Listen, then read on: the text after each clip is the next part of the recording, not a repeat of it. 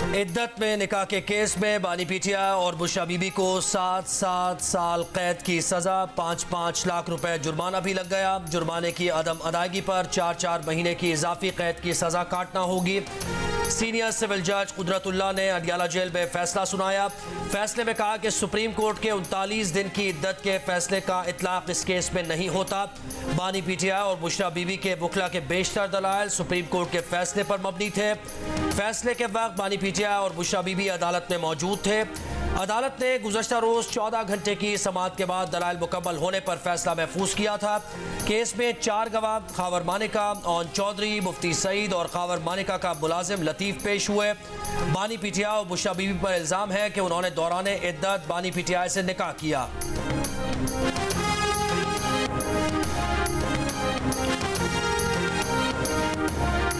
अदालती फैसले के बाद बानी पीटीआई की अहलिया बुशरा बीबी ने कहा कि बाहर से गुलाम आ गया है, वो नौकरी करेगा बिन की।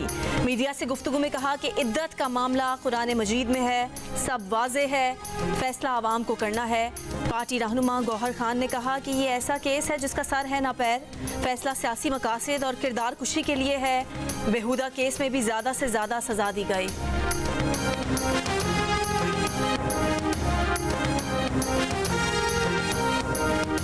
ट्रांसपेरेंसी इंटरनेशनल कह रहा है कि नवाज शरीफ के दौर में, मुस्लिम लीग नून के दौर में करप्शन सबसे कम थी। भाई करप्शन सबसे कम नहीं थी, सिर्फ करप्शन सबसे कम नहीं थी, और रोटी की कीमत भी सबसे कम थी, और बिजली की कीमत भी सबसे कम थी या नहीं थी? बोलो, क्या नवाज शरीफ सच बोलता है या झूठ बोलता है? हम मोटरवे बना रहे थे, ये शहबाज शरीफ साहब ने यहाँ पे बेहतरीन तरक्की के काम किए हैं। ओवरहेड ब्रिज शहबाज शरीफ साहब ने बनाया। ये सारे तरक्याती काम शहबाज शरीफ साहब ने यहाँ पे किए, नाम वो मेरा लगा रहे हैं। पाकिस्तान की रोशनियां वापस लाएंगे, सड़कें बनाएंगे, जीटी रोड को भी मोटरवे बनाएंगे। नवाज शरीफ का गुजरावाला में इंतखाबी जलसे से खिताब। शहबाज शरीफ को सराहते हुए कहा कि गुजरावाला में तमाम तरक्याती काम शहबाज शरीफ ने किए और नाम उनका ले रहे हैं। ये भी कहा कि इस्तीफा देकर घर जाने वाला जज वही था जिसने उन्हें सजा सुनाई। ट्रांसपेरेंसी इंटरनेशनल कह रहा है कि हमारे दौर में करप्शन सबसे कम थी। सिर्फ करप्शन कम नहीं थी, रोटी की कीमत भी सबसे कम थी।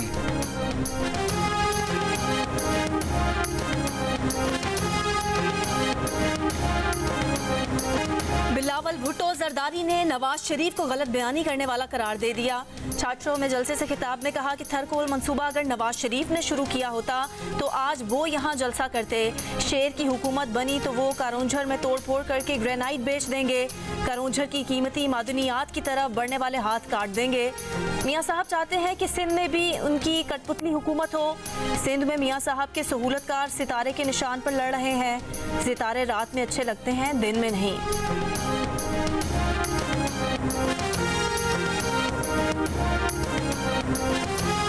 एक हुकूमत आई जिसने कहा कि सब ये चोर है, ये सब चोर लुटेरे हैं, और वही एक फरिश्ता है। उसने नवाज शरीफ के एक मंसूबे को इंतहाई बेदर्दी से खत्म किया। ट्रांसपेरेंसी इंटरनेशनल जिसने पीटीआई का चेहरा उसको बिल्कुल पूरी दुनिया के सामने उसको बता दिया।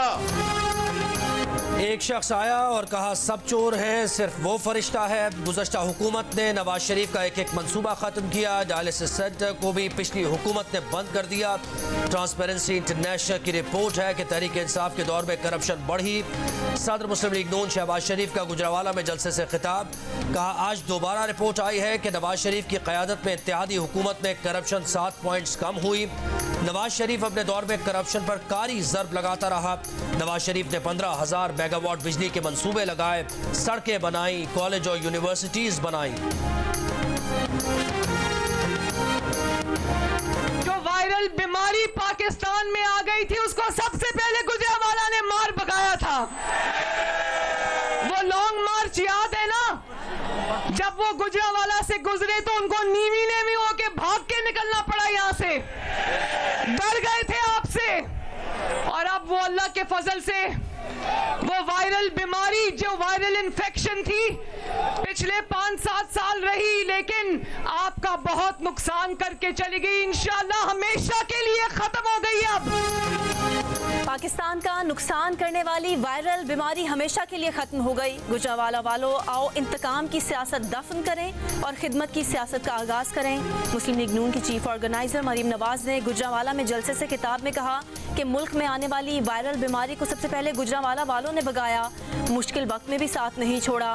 मरीम नवाज ने कहा कि नवाज शरीफ ने अगर 1 करोड़ नौकरियों और 50 लाख घर देने का वादा किया है तो वो वादे पूरे करेंगे, कोई बेरोजगार नहीं रहेगा।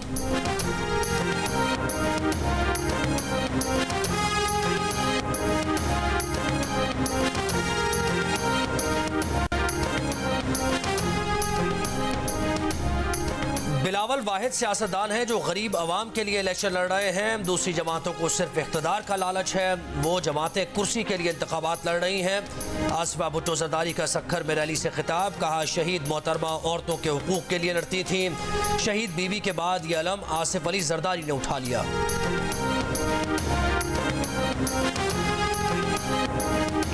जमीयत उलमा इस्लाम ने वडेरा खान कल्चर से अवाम को आज़ादी दी। मौलाना फजलुर रहमान का लकी मरवत में जलसे से खिताब, कहा ऐसी कुव्वतें भी इक़्तिदार में आईं जिन्होंने तरक्की मईशत को ब्रेक लगा दी।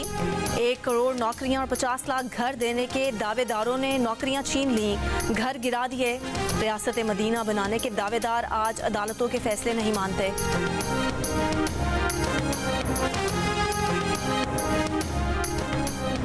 जहांगीर तरीन कहते हैं कि उन्हें नवाज शरीफ की नाअहली के बदले नाअहल किया गया ताकि सूरत हाल बराबर हो जाए। लोधरा में कौमी मीटिंग से खिताब में कहा आगे बढ़ने का तहैया कर लिया है, इंशाअल्लाह मुल्क तरक्की करेगा।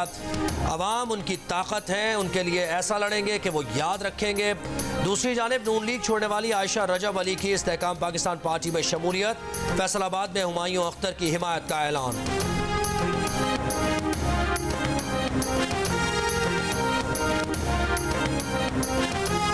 अडयाला जेल में जिरा के दौरान मुफ्ती सईद ने बताया कि अदालती बयान में उन्होंने नहीं लिखा कि दूसरा निकाह पढ़ाया, लेकिन उन्होंने दोबारा निकाह पढ़वाया ज़रूर था। अदालत में मुफ्ती सईद की वो वीडियो भी चलाई गई जिसमें वो कह रहे हैं कि इद्दत पर खातून का बयान हतमी समझा जाएगा। मुफ्ती सईद से सवाल किया गया कि ये दुरुस्त है कि आपको 1995 में फ़ौज ने बगावत के केस में गिरफ्तार किया था। मुफ्ती सईद ने जवाब दिया कि वो अपने दोस्तों की वजह से गिरफ्तार हुए थे। उन्हें जनरल ज़हीरुस्सलाम और ब्रिगेडियर मुस्तंसर के साथ गिरफ्तार किया गया था। वो उस टीम के मेंबर थे जिसने ऑपरेशन खिलाफत कंडक्ट किया था। अदालत में बुशरा बीबी के साबका शौहर खावर मानिका का वो वीडियो बयान भी चलाया गया जिसमें वो बुशरा बीबी को पाक दामन खातून कह रहे हैं। जवाब में खावर मानिका का कहना था कि बुशरा बीबी को पाकबाज उस वक्त कहा था जब वो उनके निकाह में थी।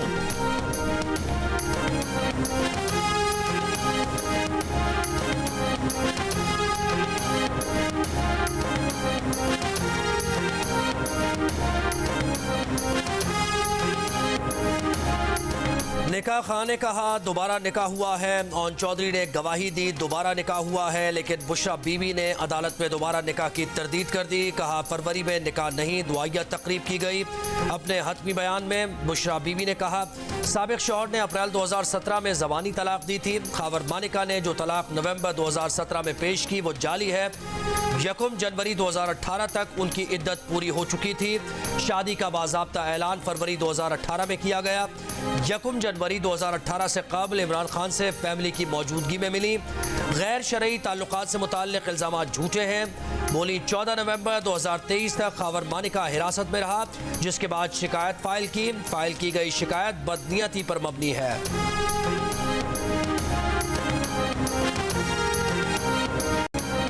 डील की पेशकश की गई थी कि 3 साल खामोश रहूं, पीछे हट जाऊं, बनी गाला बैठ जाऊं। बानी पीटीआई का दावा, कहा उन्हें ये ऑफर उस वक्त की गई जब वो अटक जेल में थे।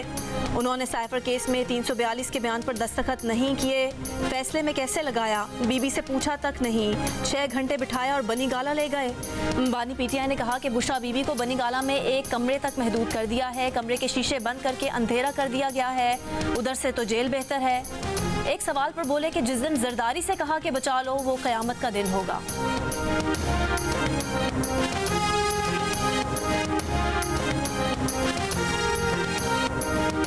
बरतानवी टीवी ने नवाज शरीफ को किंग ऑफ कमबैक करार दे दिया। बीबीसी ने अपनी रिपोर्ट में कहा कि नवाज शरीफ वजीर आजम के ओहदे के सबसे मजबूत उम्मीदवार हैं। बीबीसी ने नवाज शरीफ के चौथी बार वजीर आजम बनने की पेशगोई करते हुए कहा कि इसकी वजह नवाज शरीफ की मकबूलियत नहीं बल्कि अपने पत्ते सही खेलना है। द न्यूज़ की रिपोर्ट के मुताबिक गैलप सर्वे और ब्लूमबर्ग की रिपोर्ट ने भी नवाज शरीफ के पाकिस्तान के अगला वजीर आजम बनने की पेशगोई की है।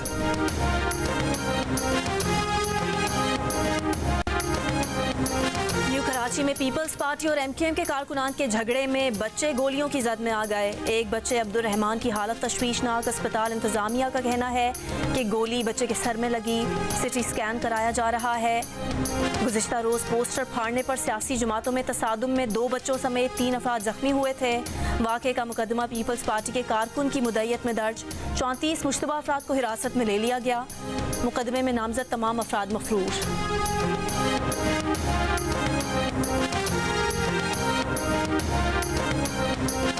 पीपल्स पार्टी और एमक्यूएम पाकिस्तान का कराची में झगड़ों का एक दूसरे पर इल्ज़ाम। कल के फायरिंग के वाक़े की तहकीकात का मुतालबा। पीपल्स पार्टी के सईद गनी ने कहा पुरअमन इंतखाबात चाहते हैं, खुद को जीतता हुआ देख रहे हैं, ऐसा क्यों करेंगे। एमक्यूएम के रहनुमा फैसल सब्जवारी ने कहा कि पीपल्स पार्टी समझ रही है कि असलहे की बुनियाद पर कामयाबी हासिल करेगी। जानते हैं साजिश के ताने बाने कहाँ बुने गए। ये लंदन के साथ मिलकर गैंग वॉर के लोगों को दोबारा मुसल्लत करना चाहते हैं। पीपी और एमक्यूएम के झगड़े पर कानून नाफिज करने वाले इदारे हरकत में क्यों नहीं आ रहे। अमीर जमात इस्लामी कराची हाफिज नईमुर रहमान का सवाल। कहा पीपल्स पार्टी और एमक्यूएम का अवाम में कोई मकाम नहीं। अवाम 8 फरवरी को खौफ के बुत तोड़ें।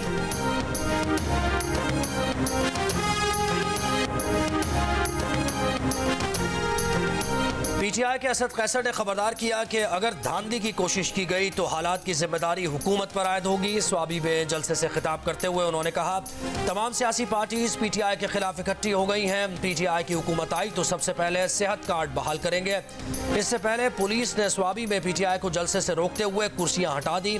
पुलिस का कहना था कि सिक्योरिटी खदशात के बायस जलसे की इजाज़त नहीं है।